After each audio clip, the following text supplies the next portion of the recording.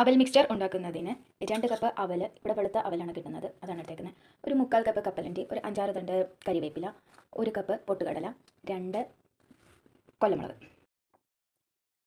ചീനച്ചട്ടി ചൂടാകുമ്പോൾ കുറച്ച് വെളിച്ചെണ്ണ ഒഴിക്കുക. ചൂടായ എണ്ണയിലേക്ക് ചെറുതായി അരിഞ്ഞ മുളക് ഇട്ട് വറുത്തെടുക്കുക.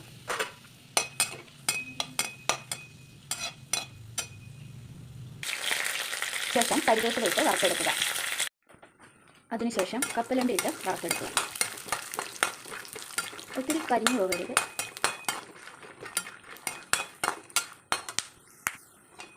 ഇതിങ്ങനെ പൊട്ടുന്ന ശബ്ദം കേൾക്കാൻ പറ്റും.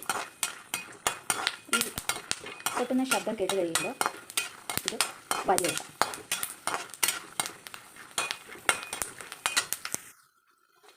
അതിനുശേഷം പൊട്ടുകടലയിട്ട് വറുത്തെടുക്കുക. ഇതെല്ലാം സിമ്മിലിട്ടാണ് ചെയ്യേണ്ടത്.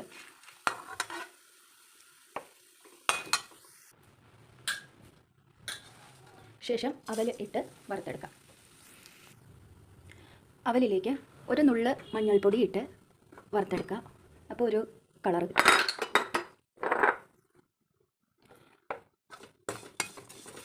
അവൽ ചൂടായി വരുമ്പോൾ ഇതിങ്ങനെ ചെറുതായിട്ട് വരും.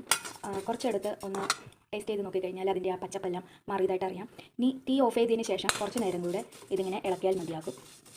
ഇതിൻ്റെ ചൂടാറി കഴിയുമ്പോൾ നന്നായിട്ട് ക്രിസ്പി ആയിക്കോളും. വറുത്ത് വെച്ചിരിക്കുന്ന ഈ ഐറ്റത്തിലേക്ക് കുറച്ച് മുളക് പൊടി, ഇത്ര മതിയാവും, കുറച്ച് ഉപ്പ്,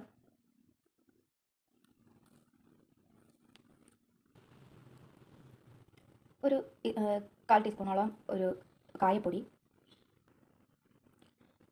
1 സ്പൂണോളം പഞ്ചസാരയും ചേർത്ത് നന്നായിട്ട് മിക്സ് ചെയ്തെടുക്കുക.